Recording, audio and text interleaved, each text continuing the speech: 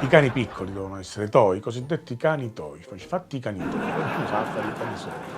E io andavo sempre al cane, al chihuahua, al pincher, allo Yorkshire, mica chi si chiama Yorkshire, che cioè, io volevo Yorkshire perché c'aveva a fare la codina a cacu, fiocchetto, io il cane sempre cabba, pure quando dormivo, sai che cazzo si ingiornava, la notte dormivo, si ingiornava la mano, sai che io cosa si ingiornava?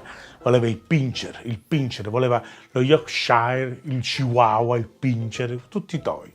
Il Chihuahua, stocchi fuori che secondo me questi cani con sneak, con l'occhio fuori che quando nascevano ci spremavano la panza, ce ne uscivano l'occhio fuori. Il pincher voleva il pincher che ci aveva a mettere un cappottino, il pincher ci aveva a mettere un cappottino.